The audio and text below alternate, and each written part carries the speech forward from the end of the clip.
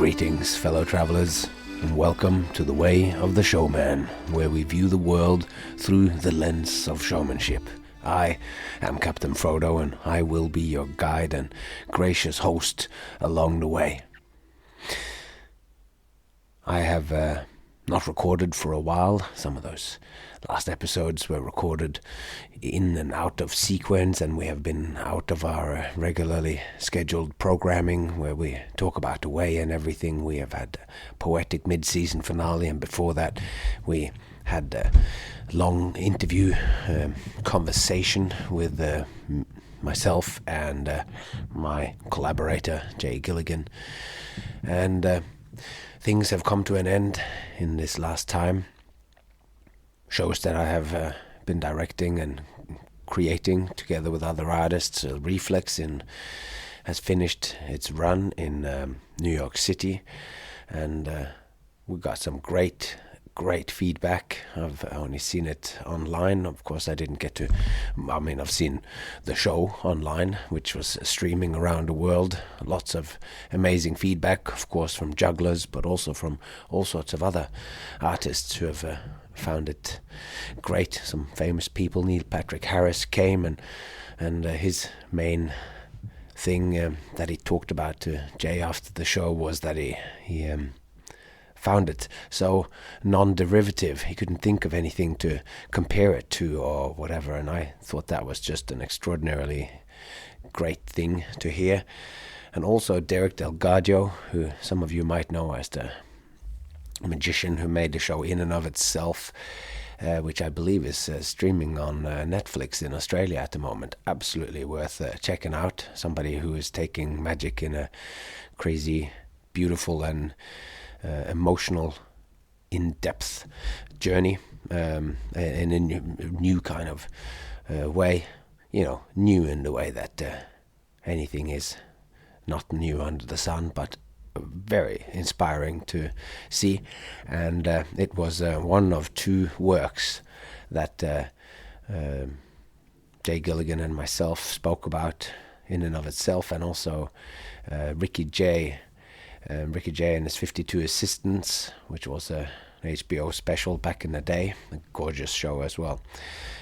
Two magic shows, funnily. We're both working away at a juggling show, and two of our references that we sort of kept in our mind was Eric Delgadio's show and Ricky Jay's show. Now, since that time, Ricky Jay has passed away, but Eric Delgadio has not passed away, and it was a little triumph that Eric Delgadio actually came and saw the show in New York City, and then wrote about it on Instagram, and he said, and this is a quote, "I just witnessed one of the most inventive and ambitious shows I have ever seen. It's called Reflex, and it's in Brooklyn, and it's great." So that was really nice, and there were more excellent and very exciting things, but I think we're going to have to have another conversation with Jay about that. And the other show that has finished its run that I was working on was a one-man circus by Morgan James, and that went on to win 3 awards during the Fringe in Perth in Western Australia. Of course, they were hard hit by the very recent the Omicron and everything came very late there, so they were hit hard by the pandemic again, or whatever, due to them having had really strict border closures and whatever. Anyway, the show won 3 awards, and the final award that it won, after having won sort of weekly awards, was that it won the children's event award. So best children's event of the entire Fringe was won by a one-man circus, and I couldn't be prouder of Morgan James and his show. It's such a lovely thing to see, and I really hope we can have him on the show here and talk to you all, that we can have a conversation a la me and Jay, just talking about the creative process and what it's like to try to add more depth and more heart, which was a key word in the initial pitch for Morgan to for me to join him or so, to get more heart into it. And we did, and we got a bunch of really cool things, and I've heard stories of his, and I would like for you to hear them too.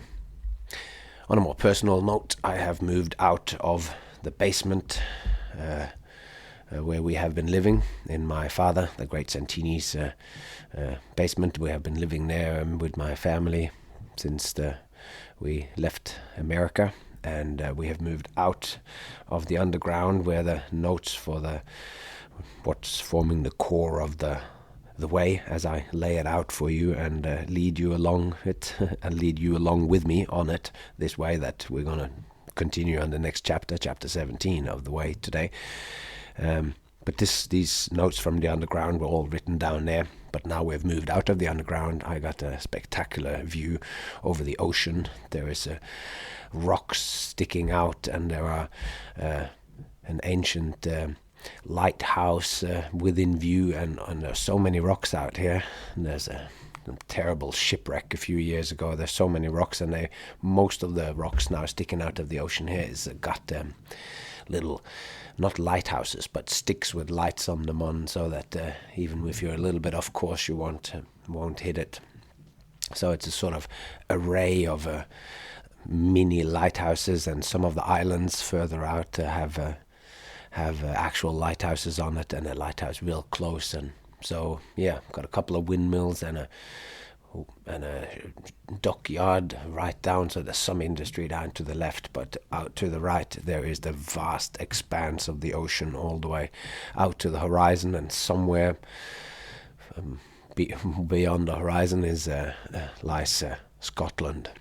So my view is broad, and the horizon has moved far away after almost 2 years of looking out the window into the bushes and not really seeing the sky.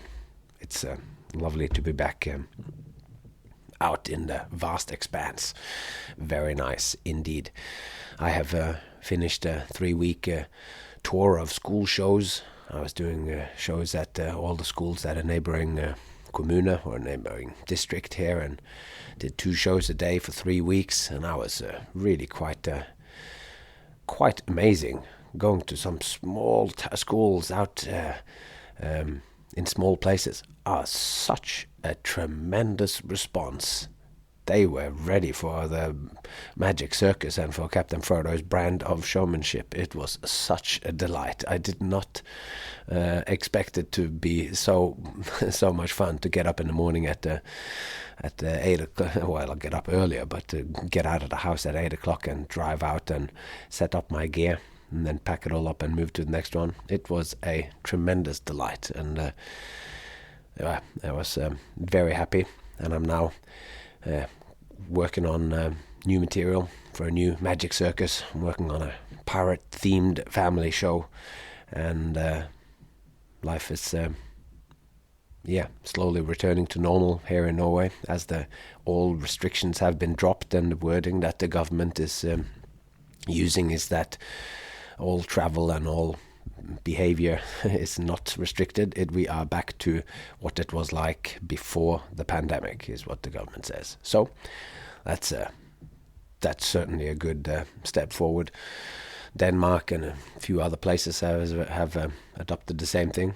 That's not to say that people aren't getting sick, and there's still some people suffering, of course, but there might be a light at the end of the tunnel, and as I was hoping a long time ago, that this light at the end of the tunnel is going to come closer and closer, and it's going to turn out to be a spotlight, and it's going to be shining on me and on you and on all those amazing performers out there who I know are listening.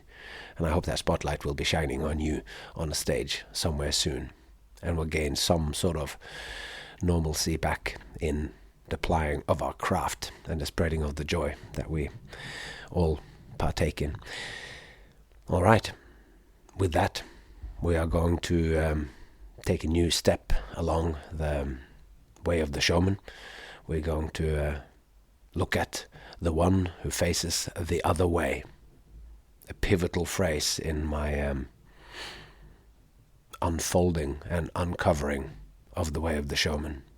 So, without further ado, let's take it to the way.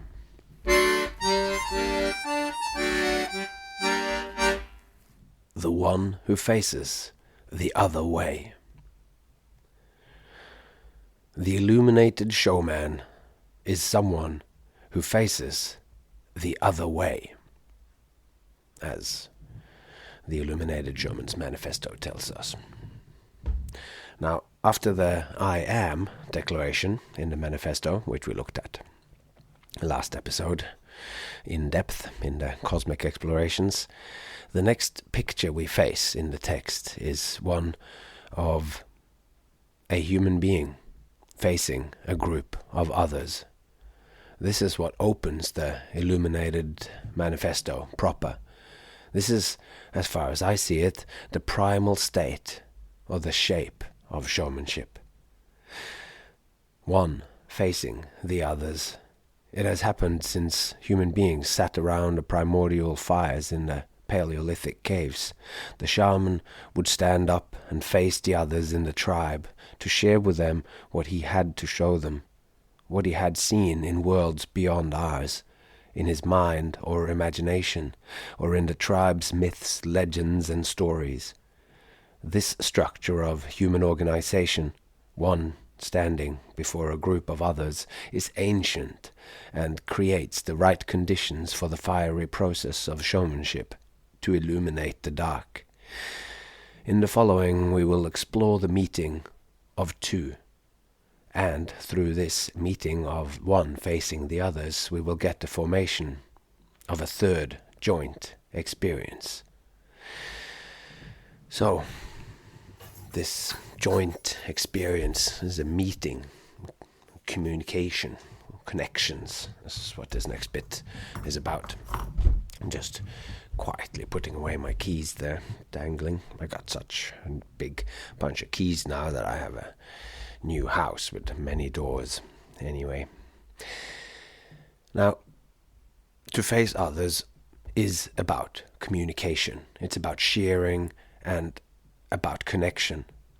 When we meet someone, not just randomly passing someone in the street, but stand face to face in an engaged manner, there forms a connection. At first tentative and exploratory, but if the meeting continues, the connection deepens, and in facing each other there is communication. What one says and does has an impact on the other, and from this a response forms in the other. And when the other responds, we have the beginnings of a dialogue. The response triggers a new response as it receives it, and so on. A dialogue is on its way. It's a seed which, under perfect circumstances, is nurtured by both parts. The connection that arises in a meeting forms from the tension of communication that happens when one meaning-bearing entity faces another. We most commonly think of meetings as the coming together of two or more people. They can meet by chance when both want to borrow the same library book, or they can meet as old friends. Random encounters is like a proto-meeting or a meeting in embryo. What exists in potential in the fleeting encounter exists in full bloom in the proper face-to-face meeting, which always involves a kind of dialogue. The kinds of meetings which takes on this dialectic form can be expanded to all works of art, also those which are not performative, where an artist stands before one or more spectators, like when we encounter a work of art like a sculpture or a piece of music or a painting. There's a certain kind of meeting and connection that takes place, and from this a form of dialogue arises as well. And this brings me on to this German philosopher called Hans-Georg Gadamer, which I discovered, I think I might have spoken about this sometime in season 1, where I've been plugging and picking away at these remnants that I've been discovering of ideas, and always like trying to pick out, what is this way, the way of the showman. I always believed it was there, but I didn't know what I would find. So I was sort of felt like I was picking it out, and we had a triangle eye, and I had these elements. Anyway, it was with great excitement and enthusiasm that I threw myself over the works of this German philosopher Hans-Georg Gadamer, and found that his ideas is much more well developed and fleshed out than mine, but that I have been digging out an understanding of what showmanship and performance and what a show is that is very much along the lines of him, although his texts are perhaps even more impenetrable than mine. But anyway, it's always nice, even though I see that I am Johnny-come-lately to these ideas. I am finding now that I'm studying, looking a bit more on aesthetics and whatever, that my ideas are backed up by different philosophers. So I've eked these out and struggled so hard to get my head around them. And then, of course, I should perhaps just have read the greats ahead of me. But it's nice to know that I'm in good company. So, yeah, Hans-Georg Gadamer, he argued that something only becomes a work of art, that any object, like a picture or whatever, only becomes art when it becomes an experience for a human being. If it just hangs on a wall, then it's not actually art. It only becomes art in the process of interaction, of connection and dialogue that emerges from the meeting between the work of art and the human being. One could say that the piece, the picture hanging on the wall, does its work on the human being, and that is the work that the artwork does or signifies, or something like that. Anyway, it follows from this that a work of art only becomes art when it's an experience by a human being. It follows from this that to Gadamer, a painting on the wall only becomes a true work when a person stands before it, and when a meeting and a connection is made between the work of art and the experiencer. And this is in perfect concordance with the notion we explored as the essentials of showmanship. When a showman performs his act in an empty room, it is not a show, or using Gadamer's expanded claim, it is not actually art. The work only becomes art or becomes a show when the audience experiences and connects with the performance. No meeting, no show. The art arises in the meeting and experiencing of the work.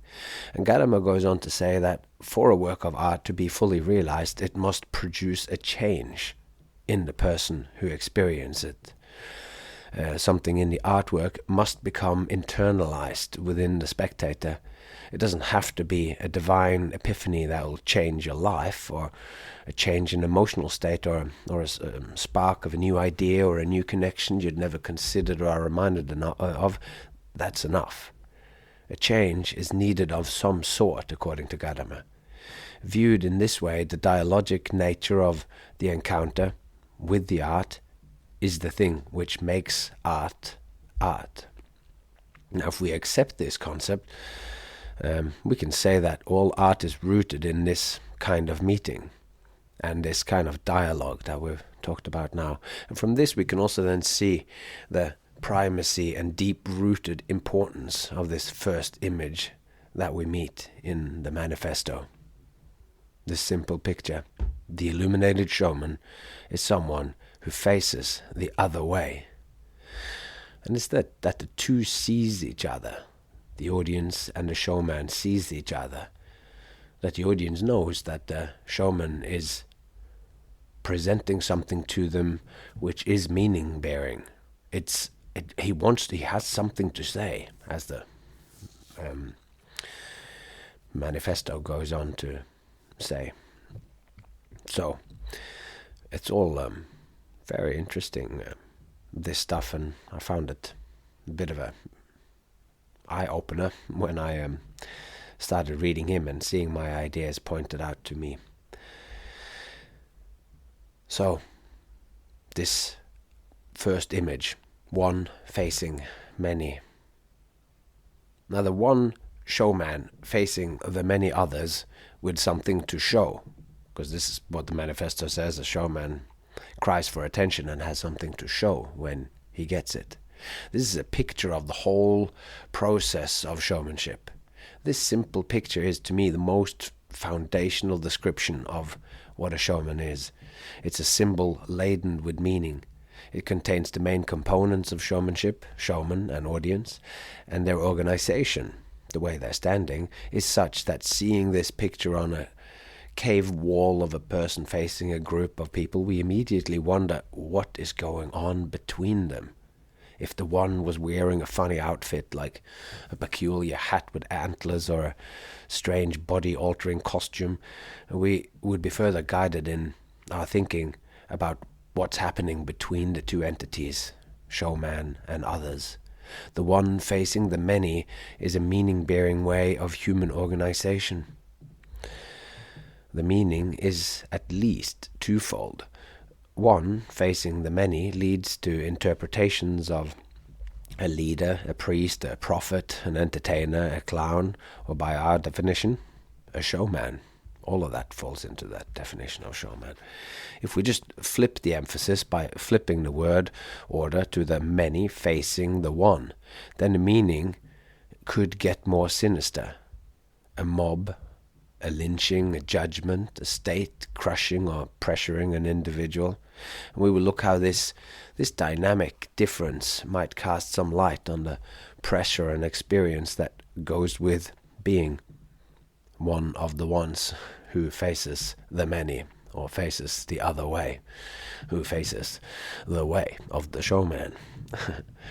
Because it's all about face to face. Any genuine meeting between people happens face to face. This kind of orientation is the starting point for any communication of consequence. By facing someone, you offer and open yourself like a book. Face to face, with a full view of each other's faces and bodies, you can read each other's most accurately. The showman and audience on a market day in a town square face each other in full view, in full daylight. And this is an uncomplicated real-life picture of a face-to-face, a full light meeting. If we change location to big tops, theaters and performance venues, we still have the basic structure, but the parameters have changed. The audience sits in rows in the dark, and sitting is more comfortable. The organization of the seats give them all a good view of what's unfolding in the ring or on the stage, and the fact that the ring is illuminated also makes it easier to see the performer, the one, in the ring rather than the many on the other side of the circus ring. Meaning you're seeing the performer in the ring as opposed to just looking right through it and seeing the faces of everyone on the other side. Because in this meeting, as is sort of indicated at the top, just what we just spoke about before, with that the showman needs to have something to show. That's an imbalance. He's giving something to them, and the other way we see it more imposing when we think of the many facing just one person, all standing around looking at him. That could be sinister. So these modifications, they all point to a kind of directionality in the meeting. A show is not a normal conversation. There is room for interaction, there is room for improvisation and real in-the-moment conversation, but only to a limited extent. The reason the many are gathered is that they seek something valuable from the one. They want something special from the showman, which only he or she can offer. The audience expects to be shown something which will move them, which will, as Gadamer said, cause some change, I mean it in this reference to Gadamer's requirement that change is needed for it to be art. So that is obviously not spoken and not conscious, but I believe it lies in there. It's like part of the expectation of that you have something to show, which will affect them. So if somebody is moved, if they are moved, then it means that there has been some change in them. Their emotional state has been altered, preferably significantly, for the better. And I believe that this is what an audience seeks.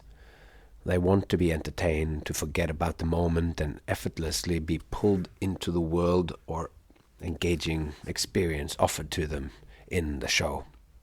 And we'll get back to this in a later episode when we talk about art and entertainment, because I think this effortlessly being pulled in, I believe that to be a key aspect and a key phrase in what entertainment is.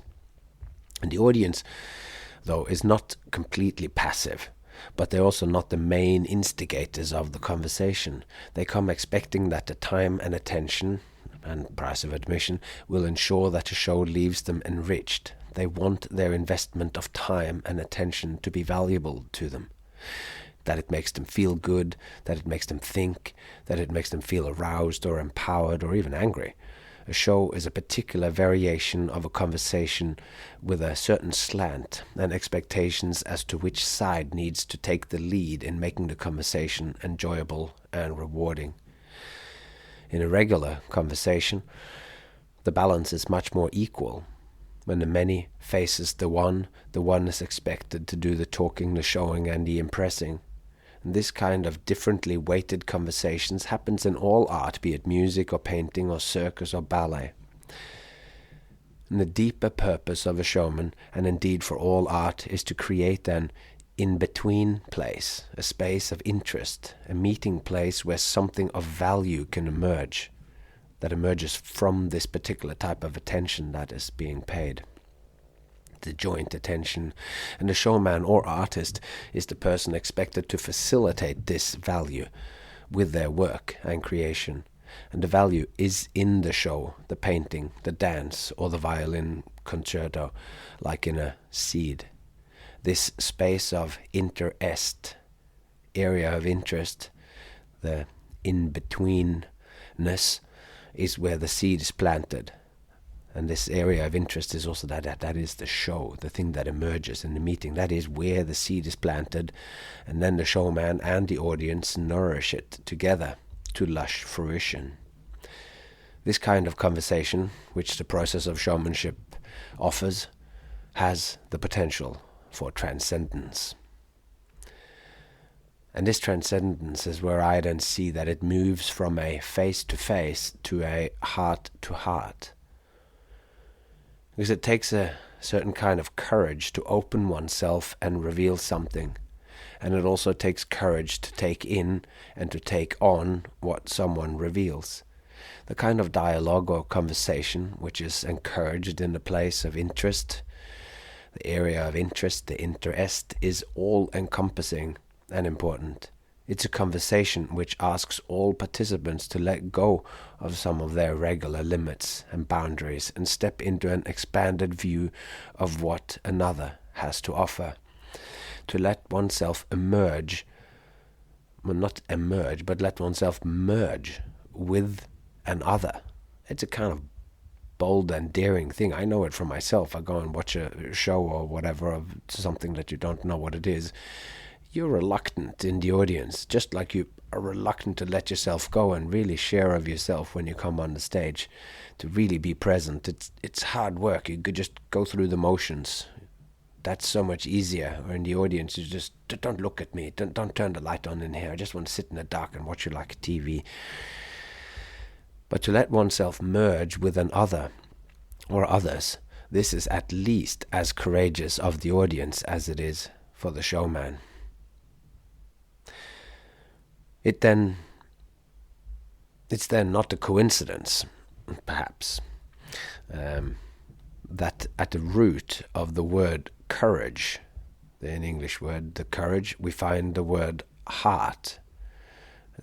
Courage comes from the French and Latin word cœur, which means heart. And this is so apt for the kind of meeting that we're talking about here. If the many and the one are courageous enough to meet, we get a tightening, a leveling up in the depth from a face-to-face meeting into a heart-to-heart meeting. And these are the biggest and most courageous conversation that we conversations that we dare have. They lead us out beyond ourselves into territories where we butt up against and blur the lines of ourselves as complete and separate egos. We access something more inclusive and something more human. In a heart-to-heart meeting, we really hear and we really feel the other. It is a particular way of connecting. And I think people have been connecting like that since these cave paintings that we imagined beforehand. People have stood up in front of others like this with something to share, and this particular thing is an ancient human thing. An illuminated showman's aim for his or her show is to transcend the face-to-face into a heart-to-heart, when truth is spoken and truth is experienced in the area of interest. The space between, it flourishes into a greater and deeper conversation. It becomes an act of meaning creation. So what's at stake in all of this? Well, when you meet a friend face to face, there is little to no tension. You might tell a story and your friend listens, and then there's some sense of sort of show and tell, but you feel no pressure. If you yell for attention in a market square and manage to make a few people stop and watch, the pressure rapidly escalates. A random person you don't know that's momentarily arrested because you started up a chainsaw or blew a whistle, they will need for you to deliver the goods quickly or they'll walk away going, this is weird behavior and you've caught my attention, but I am probably going to walk away if this gets uncomfortable in any way. You need to be worthy of their attention, and they need to feel that, and you need to be able to deliver instantly and on command. From the point of view of the one, the many paying attention is intense. It's a rapidly escalating tension. Staring at a big group of people all staring back at you can be like a hare facing a flock of wolves. The tension which arises from standing alone, facing the others, is scary. Whether you become the focus of your tribe or a random group of strangers, whatever you do in this moment will be experienced and scrutinized by everyone. People will form an opinion instantly.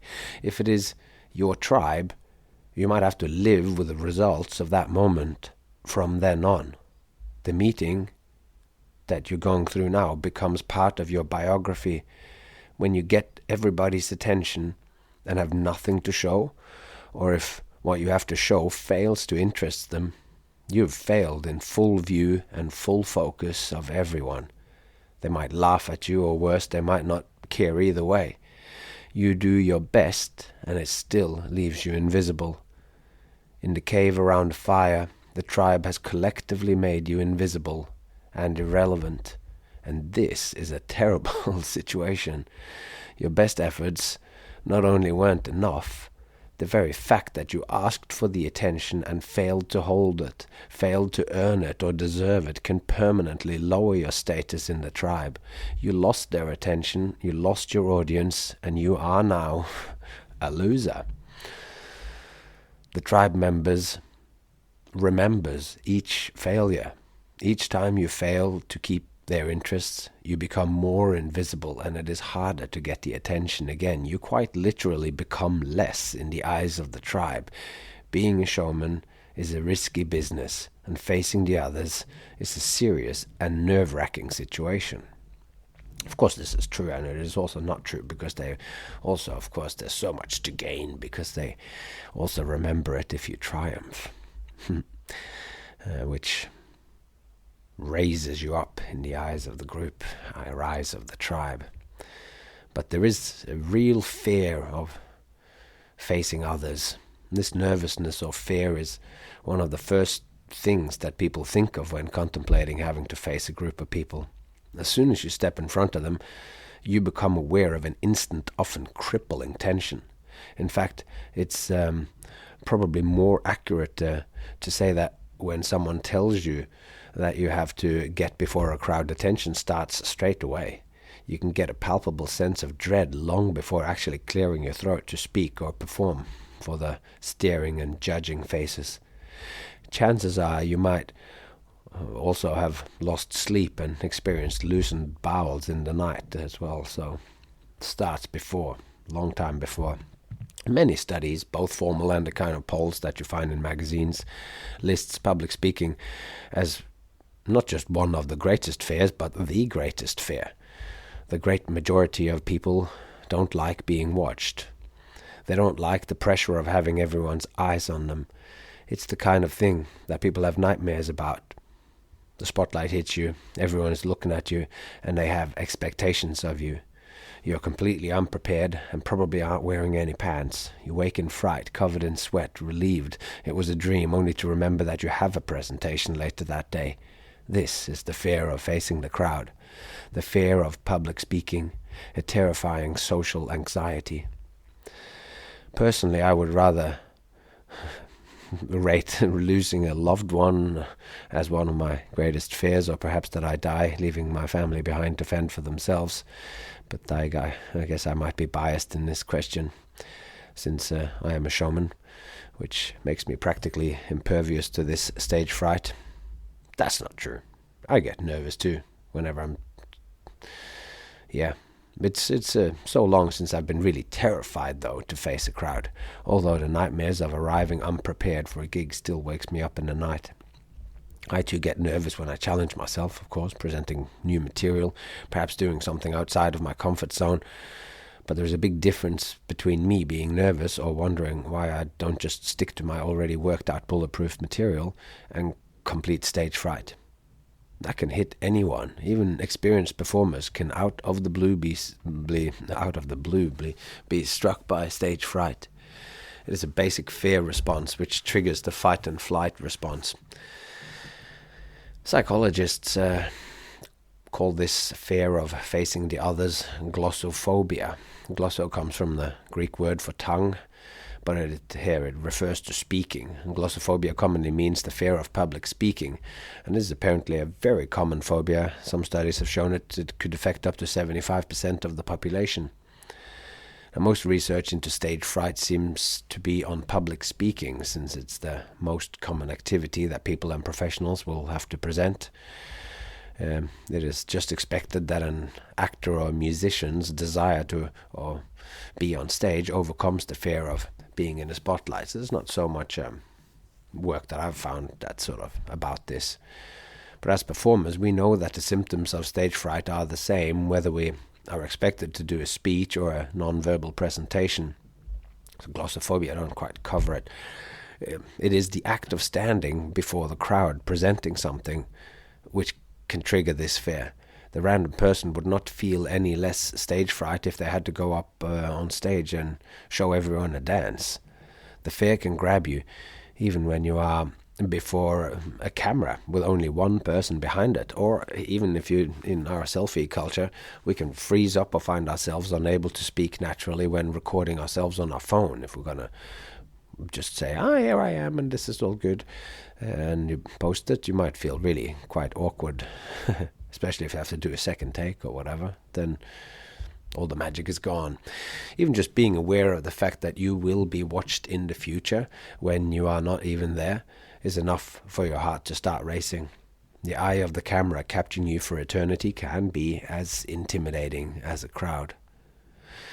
Regardless of what you're about to present, stage fright is crippling and holds you back from being the best version of yourself. Be it a piano recital, performing a dance, presenting a magic trick, or holding a speech, chances are that before starting, your heart races. You have butterflies in your stomach, your mouth is dry, terrible for musicians and magicians alike. You might discover that you're shaking uncontrollably, attempting to perform a sleight of hand magic or music when your hands are shaking like an alcoholic in the morning. It makes your chance of failure almost certain. Maybe not complete failure, but you won't be your best.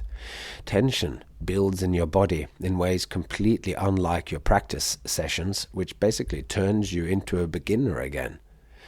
Because not knowing your body, no longer knowing your body, all this fine tuning that you have done by rehearsing disappears because your body is no longer the same. This just happened the other day. I don't normally sing in my performances, but I did a show here just a couple of days ago where I did an introduction outside of the house, and then I did this as a pirate party thing, and I am making a pirate show, so it just fitted too well. And I did outside, I did an act, and I'm shouting and carrying on a street show style, and then all of a sudden I was inside, and I was going to sing this song, which I know very, very well, and it's all good, and I'm playing the guitar, but all of a sudden the increased tension I am imagining, I'm just making this up now, but like the increased tension in my throat, I was so tense in my vocal cords that I could almost not hit the deep notes.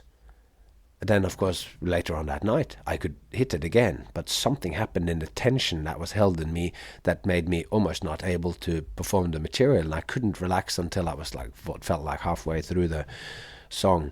So this is just a very recent example of how these altogether new tensions in your body means that your preparations and fastidious practice just goes out the window, since you quite literally can't inhabit your body in a sort of recognizable way. It's like, so you become like a beginner again. The reason we practice is so that we will know the situation.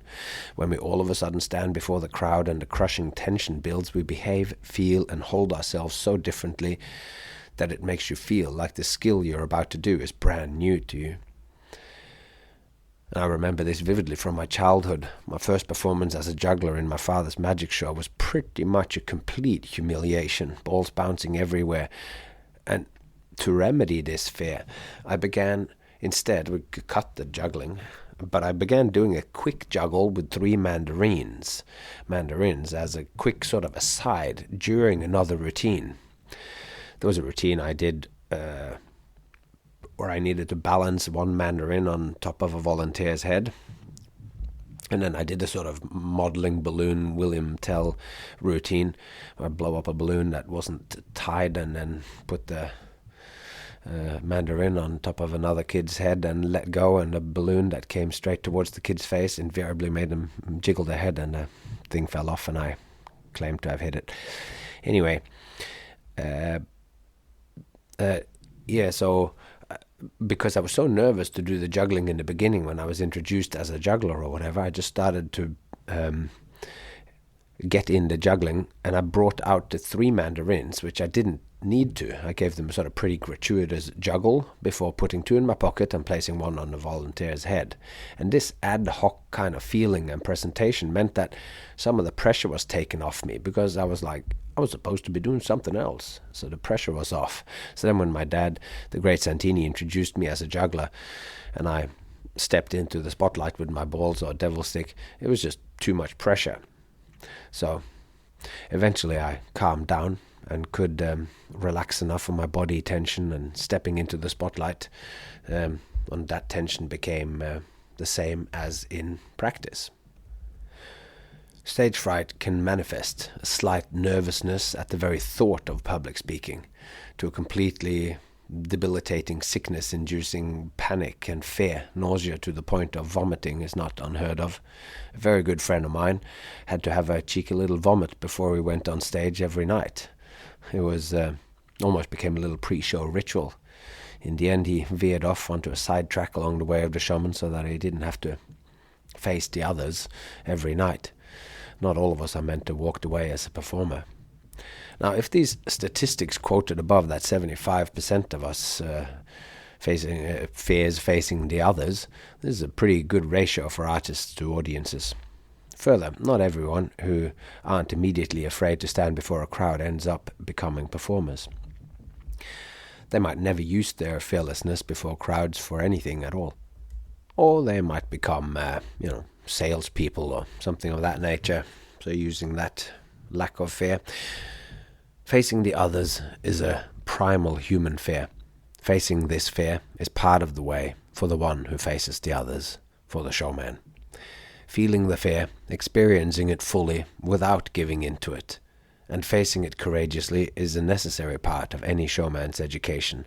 To face this fear the showman must also face himself as well as the audience. Facing yourself. Now we're talking. To face others without fear, you must first face yourself. As we have explored earlier, the audience is an interconnected aspect of ourselves. We are also, in a way, part of the audience, so we must in that capacity watch ourselves. The one who faces the others is in fact not just facing them, but is also facing himself. The part of himself, which is them, is facing himself. He is the mirror held up to the audience, but he is also a mirror held up to himself. To prepare yourself for the pressure and the scrutiny of the eyes of the many, a showman must face himself both literally and existentially, practically and philosophically. This part of self-study, looking at oneself in the mirror, is particularly important in the when one is studying or learning something new. When I was a kid magician, I rehearsed in front of a mirror.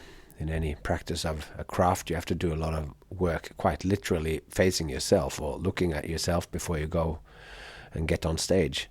Ballet and practically any kind of dance is taught in a room with mirrors all around. A dancer looks at herself in the mirror to align what the bodily experience of a straight-pointed leg and foot is with the visible experience that she can see in the mirror. We need to get these two things to align. Being a performer is about being seen, so a big part of the practice and preparation is to align one's inner experience of oneself with what we look like in the moment of performance, since the inner feeling of what you think you're doing or expressing might vary in ways that aren't beneficial. If you have a mentor or a director or a teacher, they can become an even better kind of mirror.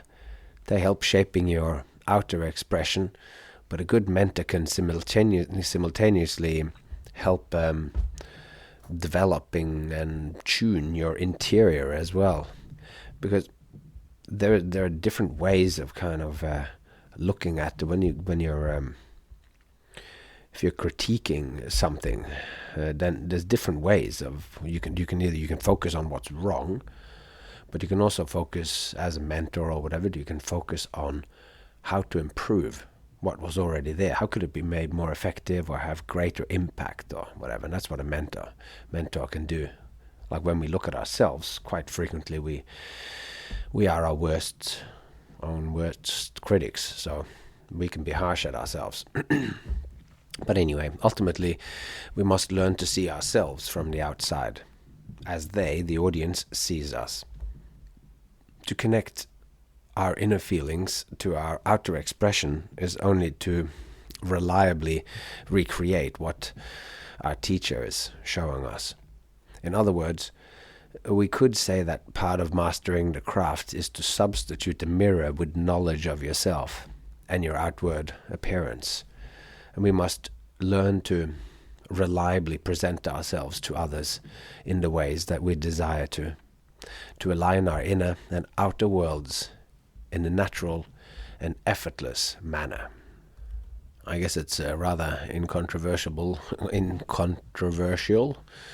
to make sure that we know what we look like on the outside. And as we go on with this thing, and as we are already doing along the way, we're also focusing that our what's going on inside us. We'll get back to that again and again, but that is also obviously on show, and I believe that our intentions and this can be felt. We're going to get onto that in a later episode.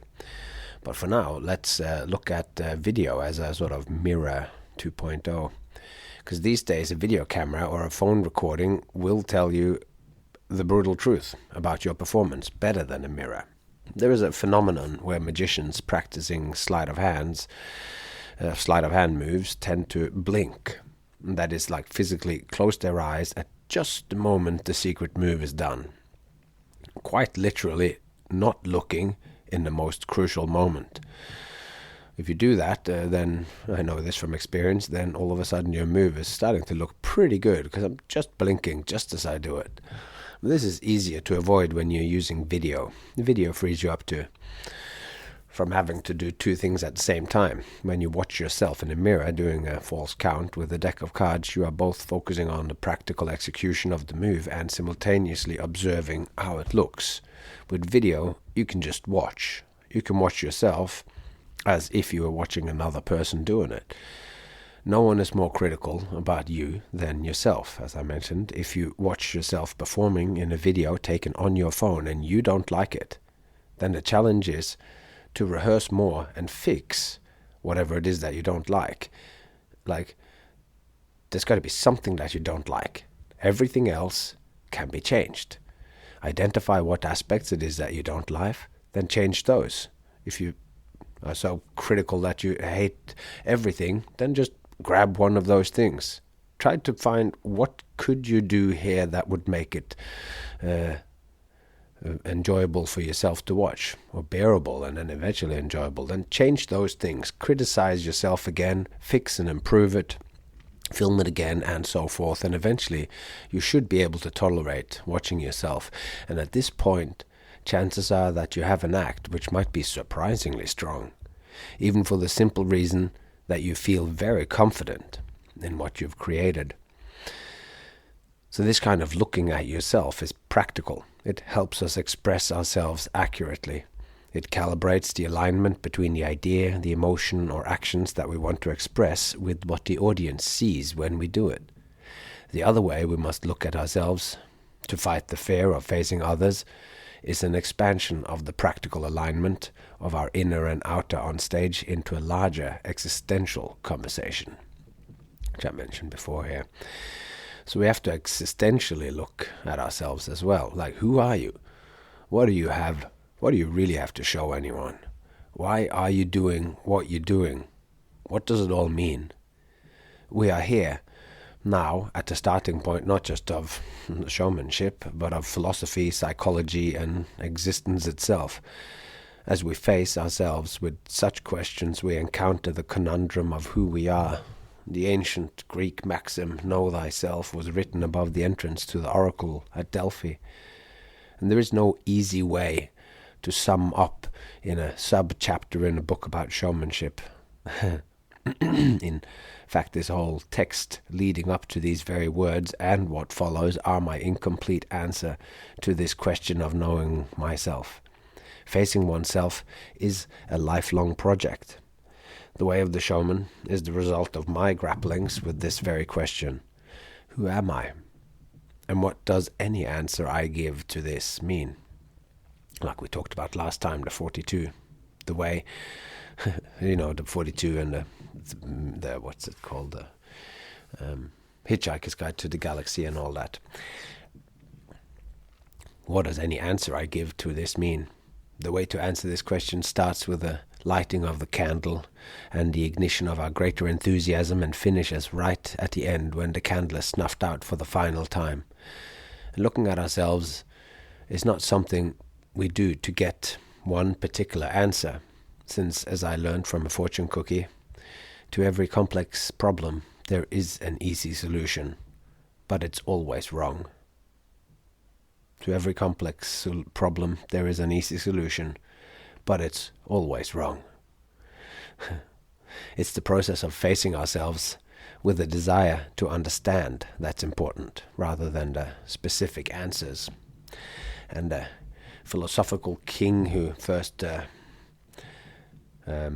brought this onto the scene of Western thinking was Socrates.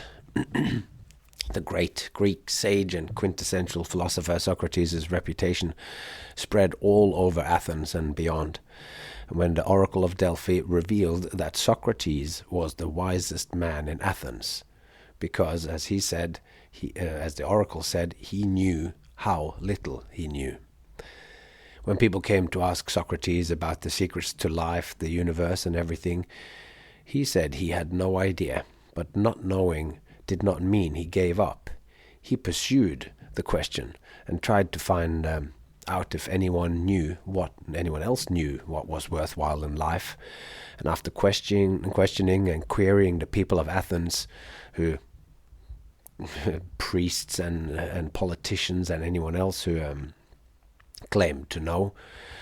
When they were questioned by Socrates, by the Socratic method, they were questioned to the point that it became clear that none who claimed to be wise could really explain to him what was ultimately meaningful.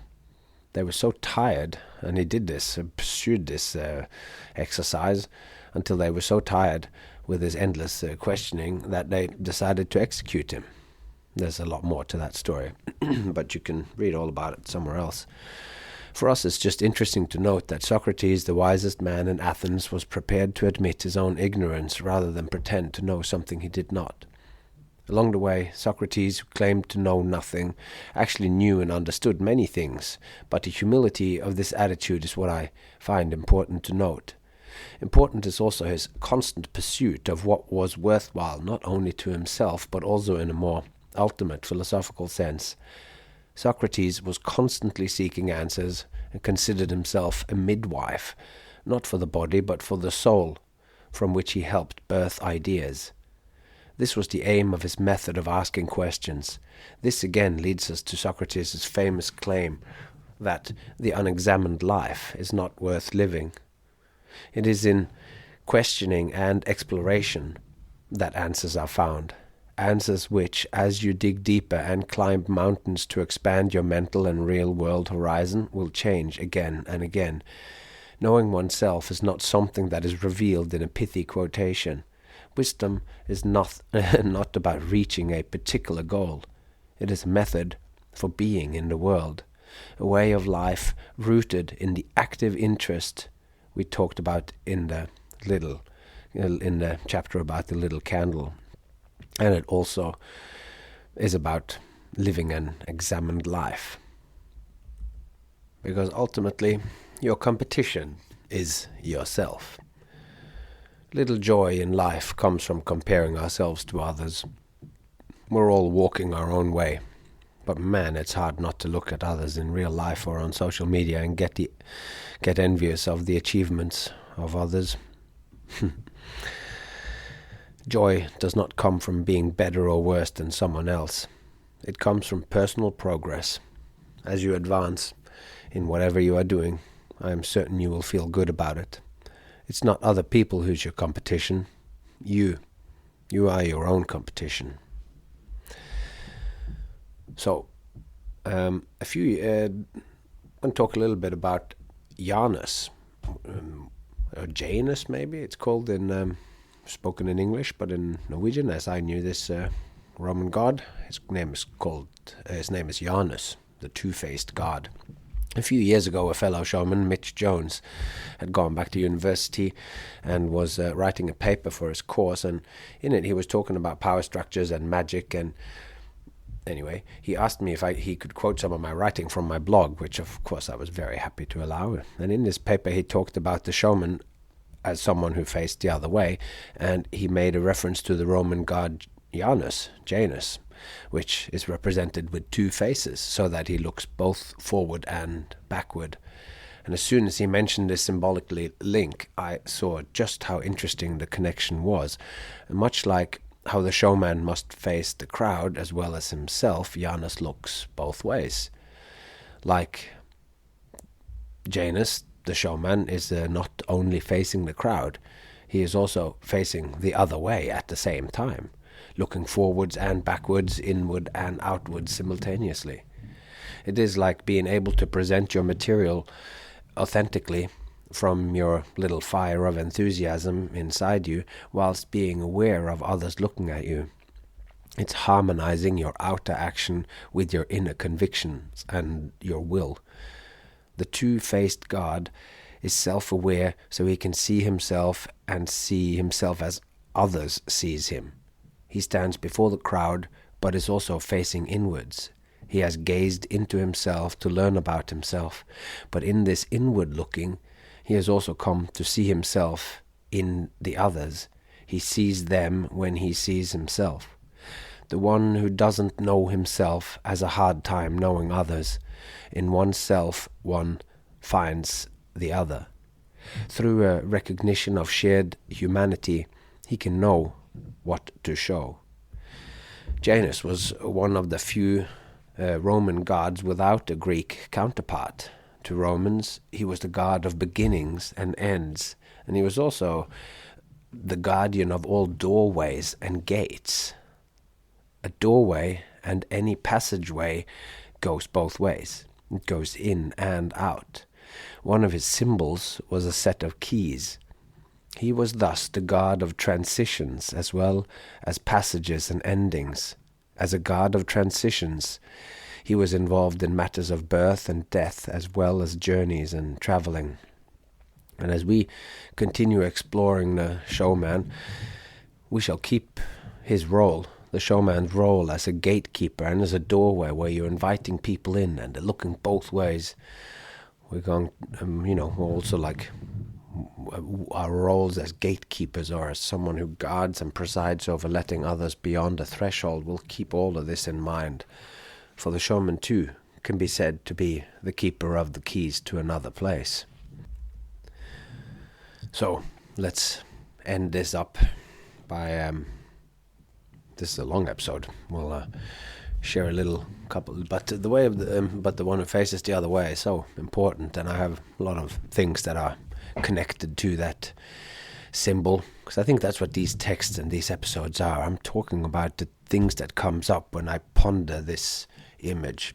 So let's just have a few thoughts about facing the world, because the way we face the world shapes not just our experience of the world, but it changes our reality, and that affects our future. And I don't mean this in a wishy-washy, touchy-feely kind of way. I mean literally, how you face the world affects your future and your reality.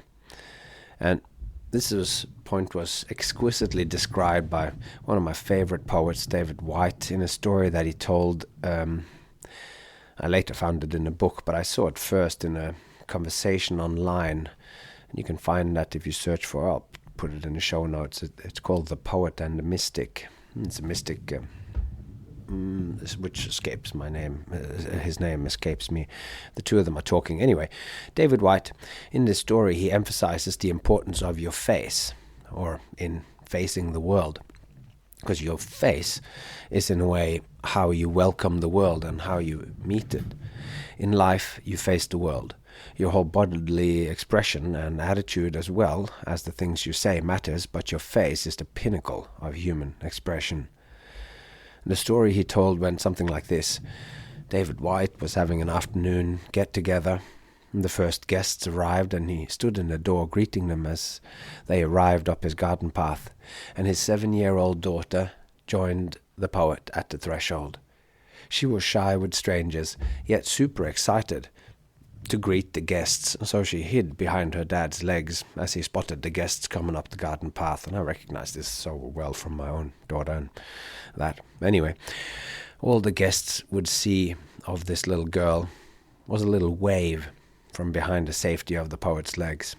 It takes little imagination to see how a hidden wave of welcome would have sparked sort of laughter and smiles in the people that came up. But then, to the poet's surprise, the child's shyness vanished as one particular stranger turned up. And the guest was a man who had grown up as a Jain monk, who had walked the world in deliberate poverty for years, just relying on other people's hospitality.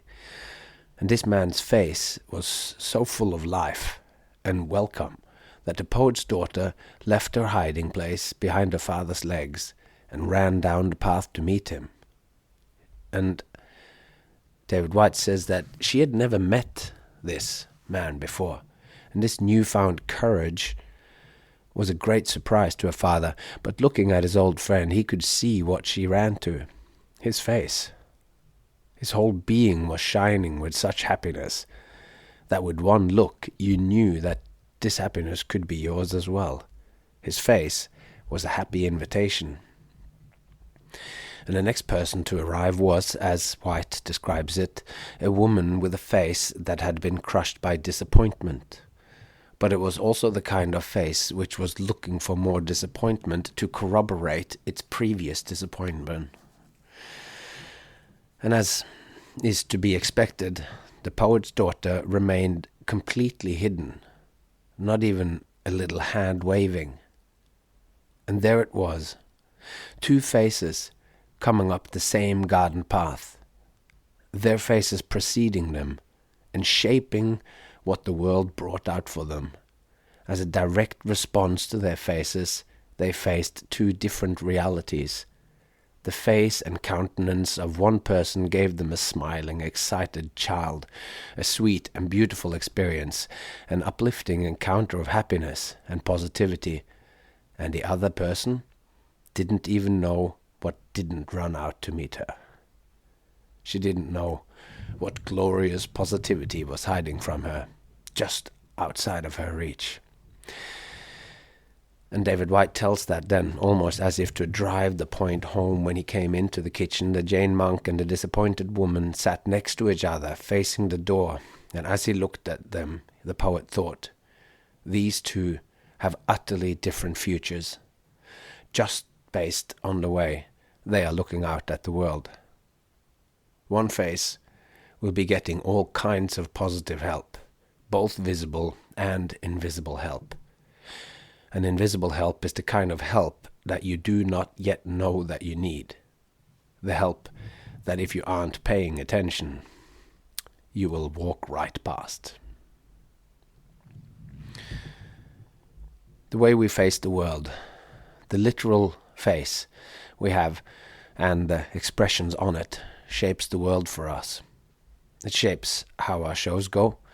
It shapes how the others facing us sees us. And it shapes what becomes possible from this meeting. The face can, of course, here be seen allegorically as the encounter of our entire self. The deep relationships between what goes on inside us and the way our face looks means that your face is a reflection of your inner geography, your inner self.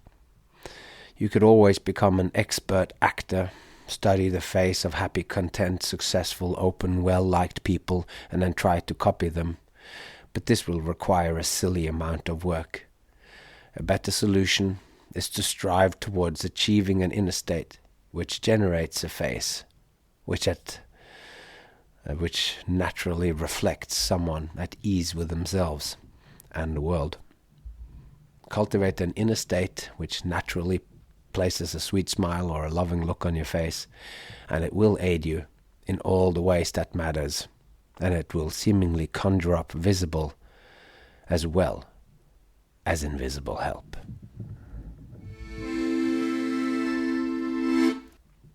And there we have it. We're coming to the end of another leg of this journey. Thank you so much for walking with me, coming along on this ride. And it has been brought to my attention that I have not asked any of you to write a review. During the first season, I kept remembering to ask for you to leave a review. So if you want to help support this podcast, it would be tremendous if you go to iTunes or wherever you download your podcasts and click 5 stars and even write a few words about something that you like about this podcast. Of course, if you don't like it, then why are you listening? No.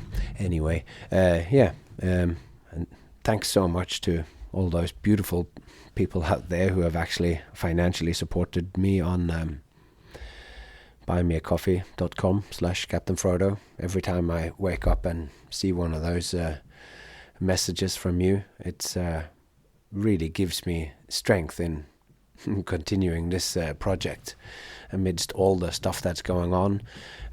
Doing this work is rewarding, but it's still I need to find the time, and these little reminders when some of you drop me a line, some of you have sent me emails, and some just in response to episodes or in conversations. It's really, really helps to keep on going. And anyway, please tell your friends if you like it. It's by far the best way to spread this podcast. Anyway, I'm not going to go on. I've said everything I need to say. So, with that said, all that's left to be said is take care of yourself and those you love, and I hope to see you along the way.